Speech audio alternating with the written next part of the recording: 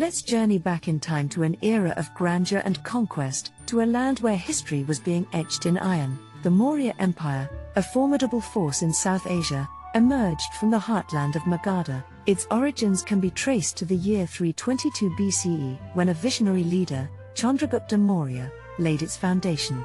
The Mauryan Empire's sprawling dominion, existing in a somewhat loosely knit form, persisted for nearly 137 years, finally drawing its last breath in 185 BCE. At its heart was the Indo-Gangetic Plain, and its bustling capital, Pataliputra, where the empire's might was most concentrated. Beyond this central hub, the extent of the empire ebbed and flowed, dependent on the allegiance of the military commanders who controlled scattered fortified cities. However, during the reign of Ashoka, from approximately 268 to 232 BCE, the empire reached its zenith.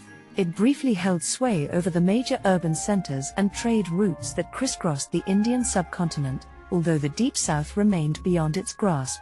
The Mauryan tale began with the ambitious Chandragupta Maurya, who, with the sage counsel of Chanakya, author of the Arthashastra, orchestrated the overthrow of the Nanda Empire around 322 BCE. Chandragupta's expansionist ambitions knew no bounds. He rapidly extended his dominion westward, subduing the territories left by Alexander the Great. By 317 BCE, the empire had fully absorbed northwestern India. In a significant victory, the Mauryan Empire defeated Seleucus I, founder of the Seleucid Empire, during the Seleucid-Mauryan War, thereby adding territories west of the Indus River to its domain.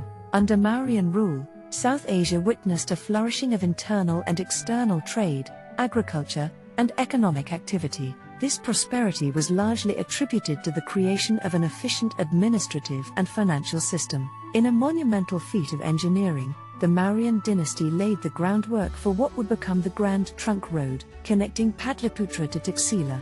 Following the Kalinga War, the empire entered a phase of nearly 50 years under the centralizing rule of Ashoka. His embrace of Buddhism and support for Buddhist missionaries marked a transformative period for this faith, leading to its spread into Sri Lanka, northwest India, and Central Asia.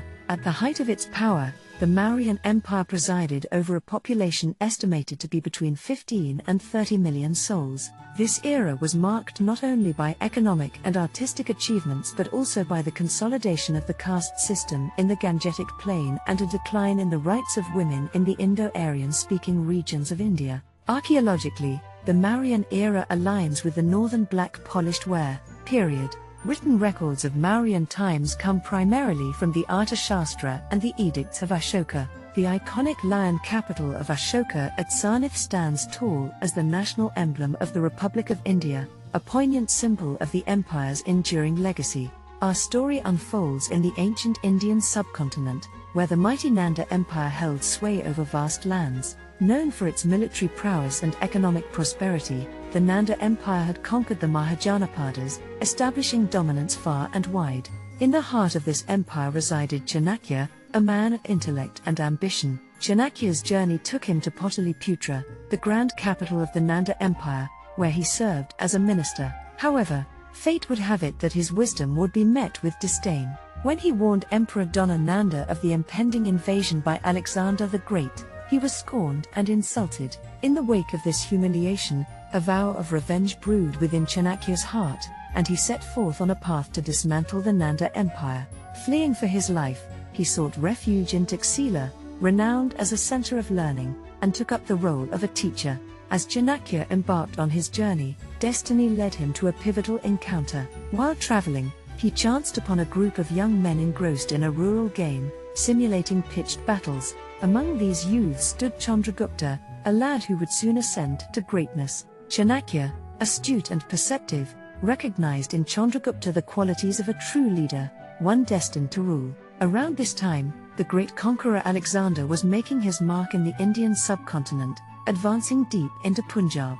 Yet, his grand army mutinied at the Beas River, their resolve faltering in the face of another formidable army. Forced to halt his eastern march, Alexander withdrew his troops west of the Indus River and eventually met his end in Babylon in 323 BCE. His empire, once vast and powerful, splintered into separate kingdoms under the rule of his generals. Amidst this tumultuous backdrop, the Maurya Empire began to take shape. Under the guidance of Chandragupta Maurya and his sagacious mentor Chanakya, the seeds of a new empire were sown. Chanakya had spirited Chandragupta away to Taxila, where the young prince received a comprehensive education in the arts of statecraft and governance. Realizing the need for a formidable army, Chandragupta initiated a campaign to recruit and annex local military republics, such as the Yaudhayas, who had valiantly resisted Alexander's forces. Swiftly, the Mauryan military ascended to prominence in the northwest of the Indian subcontinent.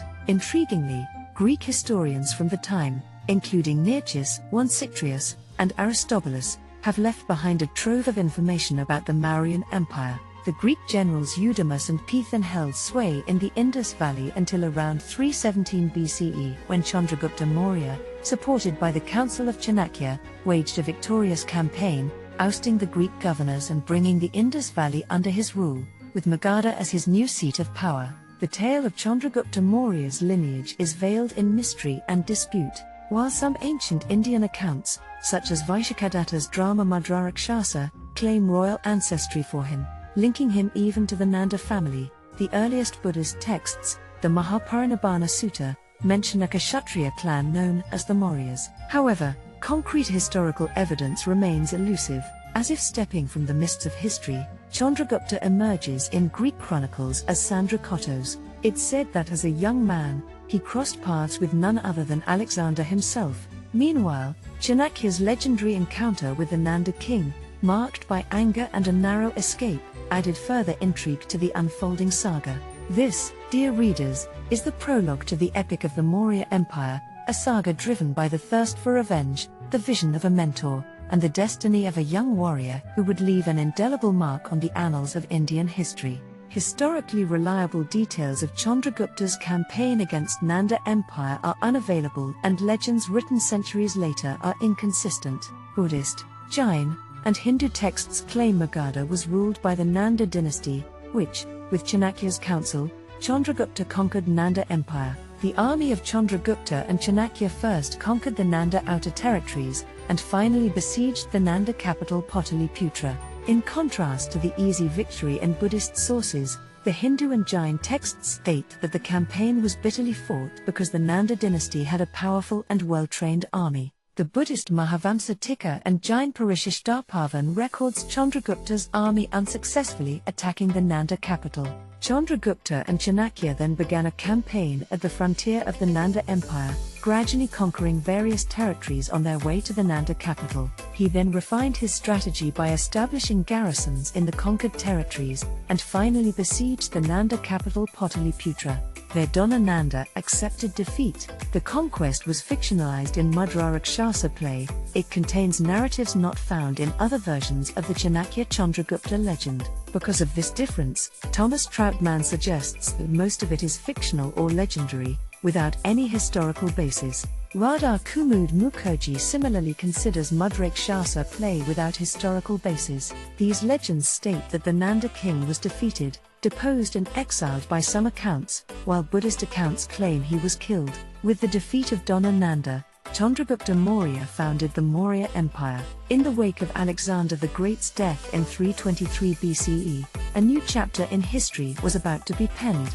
This chapter would be inscribed with the daring exploits of a young warrior named Chandragupta Maurya. In 305 BCE, Chandragupta set forth on a series of audacious campaigns, aiming to conquer the satrapies nestled in the Indus Valley and the northwestern reaches of India. It was a time when the echoes of Alexander's conquests still reverberated through the land, and his remaining forces were headed back westward. Among them, a formidable figure named Seleucus Inakata was tasked with defending these valuable territories. The details of these campaigns, shrouded in the mists of antiquity, remain elusive.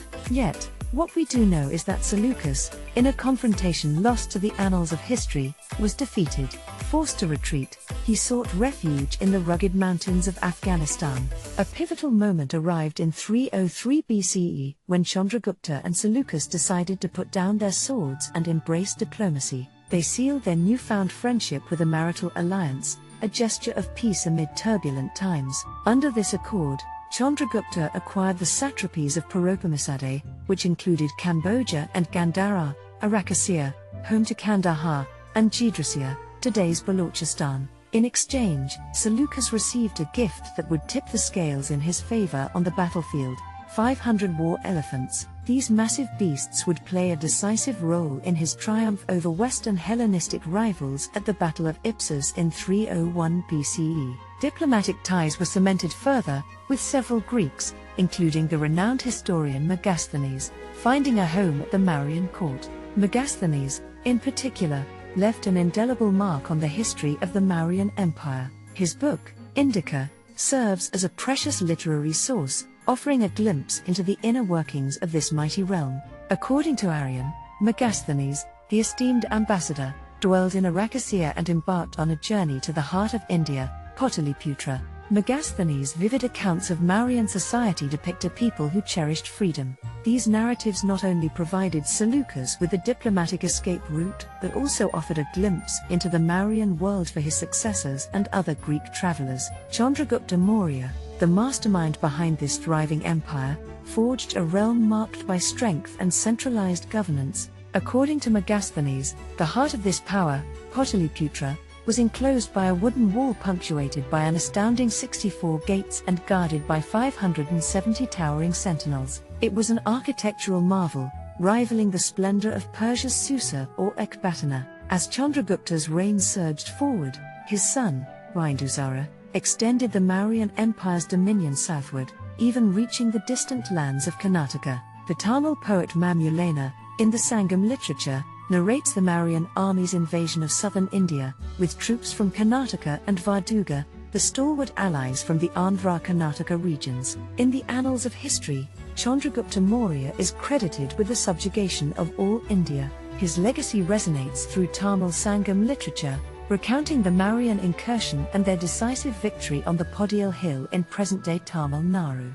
Yet, as the pages of time turned, Chandragupta chose a different path. He relinquished his throne and embarked on a spiritual journey, guided by the teachings of Jain teacher Bhadrabahu. His later years were spent as an ascetic, residing in Shravanabelagola, until he embraced Salikana, the Jain practice of fasting unto death. Bindusara, the son of Chandragupta Maurya, inherited a vast empire. Historical sources suggest that he ascended to the throne around 297 BCE, a youthful ruler just 22 years of age. His dominion stretched across the northern, central, and eastern regions of India, alongside parts of Afghanistan and Balochistan. Bindusara, eager to extend his reign, pushed the boundaries of his empire further south, even crossing into the land known today as Karnataka. His conquest brought 16 states under the Mauryan banner, covering nearly the entire Indian peninsula, from the Bay of Bengal to the Arabian Sea. However, he did not seek to conquer the friendly Tamil kingdoms of the Cholas, Pandyas, and Cheras, showing diplomacy over dominance. Kalinga, modern Odisha, remained the sole Indian kingdom outside of Bindusara's grasp, later to be claimed by his son, Ashoka. Bindusara's life remains cloaked in obscurity, with scant documentation compared to his father and son. Chanakya, the legendary strategist, continued to serve as his prime minister, ensuring the empire's stability and expansion. Taxila, a region under his rule, witnessed 2 revolts during his reign. The first uprising was triggered by the maladministration of his eldest son, Susama. The cause of the second revolt, however, remains a historical enigma. Bindusara was unable to quell it during his lifetime, leaving the task to his successor, Ashoka, who ultimately crushed the rebellion. Bindusara maintained cordial diplomatic relations with the Hellenic world. Diomachus, an ambassador of Seleucid Emperor Antiochus I, found a place at Bindusara's court. Diodorus, the historian, narrates the warm welcome received by a Greek author, Iambulus, in the city of Palabotra, often identified as Bindusara's capital. According to Pliny, the Egyptian king Philadelphus sent an envoy named Dionysius to India, likely during Bindusara's reign. Unlike his father, Chandragupta, who embraced Jainism later in life, Bindusara adhered to the Ayavaka sect. His guru, Pingalavitsa, was a Brahmin and a prominent figure of the Ayavaka sect. Bindusara's wife, Queen Subhadrangi, also a Brahmin from Champa, modern Bhagalpur district, followed the Ayavaka faith. Bindusara generously patronized Brahmin monasteries during his reign. Historical records place Bindusara's passing in the 270s BCE, with estimates ranging from 273 BCE to 274 BCE. His death marked the beginning of a 4-year struggle for succession, ultimately leading to his son Ashoka's ascension to the throne in 269 to 268 BCE. According to the Mahavamsa, Bindusara's rule lasted for 28 years, while the Vayu Purana, which refers to his successor as Bhadrasara, indicates a 25-year reign. Also, Ashoka's name shines brightly as one of India's most remarkable rulers, but his journey to greatness was a transformational one, marked by both conquest and conscience. In his youth, Ashoka was not merely a prince but also a brilliant commander. He quelled revolts in the cities of Ujjain and Taxila, proving his mettle as a formidable warrior. When he ascended to the throne, his ambition and aggression were evident as he sought to re-establish the Mauryan Empire's supremacy in the southern and western reaches of India. However, it was an event in the eastern realms of the empire that would reshape Ashoka's life forever. The conquest of Kalinga, undertaken from 262 to 261 BCE, proved to be a turning point. Ashoka saw Kalinga not just as another addition to his empire but as a means to wield his influence over a vast region. To solidify this control, he constructed fortifications and claimed Kalinga as a possession. The conquest of Kalinga, though successful, came at a tremendous cost. It is estimated that over 100,000 soldiers and civilians perished in the relentless warfare, including more than 10,000 of Ashoka's own men. The aftermath of the war left hundreds of thousands of people reeling from its devastation. When Ashoka personally witnessed the widespread suffering and destruction, he was overwhelmed by remorse. In this moment of reckoning, Ashoka turned to the teachings of Buddhism, forsaking the path of war and violence. He recognized the futility of conquest at such a staggering human cost. Driven by this newfound conviction, Ashoka embarked on a mission of peace. He dispatched emissaries to traverse Asia, carrying the message of Buddhism to distant lands. Ashoka also propagated his own ethical code, known as Dhamma. Ashoka's reign ushered in an era of profound change in the Mauryan Empire. He implemented principles of ahimsa, or non-violence, by outlawing hunting and violent sports. He abolished indentured and forced labor, liberating many who had been ensnared in servitude due to the ravages of war. Despite maintaining a substantial and powerful army to preserve peace and authority, Ashoka prioritized diplomacy. He fostered friendly relations with neighboring states across Asia and even Europe. His patronage of Buddhist missions and his monumental public works projects left an indelible mark on the subcontinent. For over 4 decades, Ashoka's reign was marked by peace, harmony, and prosperity. He became one of India's most celebrated and revered monarchs. His legacy continues to inspire modern India, serving as a symbol of enlightened rule and the enduring power of transformation. The legacy of Ashoka is etched in stone across the subcontinent through the Edicts of Ashoka. These inscriptions, written predominantly in Prakrit, convey his policies and achievements. Interestingly, some of these edicts are in Greek, and one is in both Greek and Aramaic. They offer a glimpse into Ashoka's outreach to the Greek rulers of the Western world, stretching as far as the Mediterranean. Notably, the edicts mention the Greeks, Cambodians, and Gandharas as frontier peoples within Ashoka's empire. They also attest to his envoys reaching out to the Hellenistic rulers of the time, including Antiochus, Ptolemy, Antigonus, Magas, and Alexander. Moreover, the edicts astutely pinpointed the territory of these rulers as 600 yojanas away, with a yojana being approximately 7 miles. This precise calculation corresponded to the vast distance separating the heart of India from the realm of Greece, approximately 4,000 miles. Ashoka's edicts stand as enduring testaments to his remarkable reign and his message of peace and tolerance that continues to resonate through the ages. Ashoka's reign had shone brilliantly, but after his rule, the Mauryan Empire entered a period of decline that would eventually extinguish its glory. Following Ashoka's 50-year rule, the throne was occupied by a line of kings who, in comparison, appeared weaker. Dasharatha Maurya, Ashoka's grandson, succeeded him since none of Ashoka's sons were able to ascend the throne. Mahinda, Ashoka's firstborn, chose a different path and became a Buddhist monk. Kunala Maurya, Ashoka's other son, was unable to rule due to blindness, and Tavala, the son of Kauyaki, had passed away even before Ashoka's reign ended. Little is known about another son, Jalauka. Under Dasharatha's rule, the empire began to lose territories, although some were later regained by Samprati, the son of Kunala. However, in the years that followed, the Mauryas slowly relinquished control over many regions. In 180 BCE, the Mauryan Empire met its final demise when Brihadratha Maurya was assassinated by his general Pushyamitra Shunga during a military parade. With no heir to the throne, the once mighty Maurya Empire gave way to the rise of the Shunga Empire. The reasons for the decline of the Mauryan Empire are multifaceted. It can be attributed to the succession of weaker kings after Ashoka, the division of the empire into two parts, the growing autonomy of various regions within the empire, the concentration of authority in the hands of a select few, the absence of a unified national identity, and the sheer vastness of the empire, which made it difficult to govern effectively. Additionally, the empire faced threats from foreign invaders,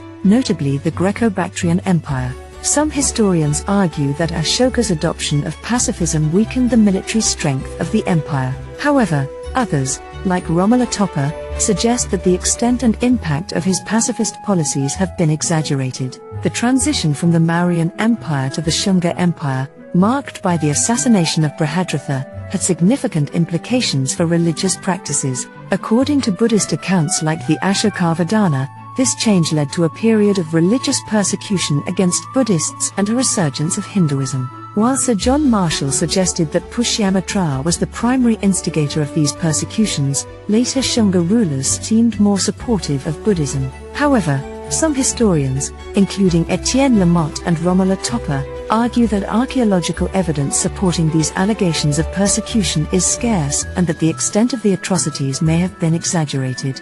The fall of the Mauryan Empire also left the Khyber Pass unguarded, paving the way for foreign invasions.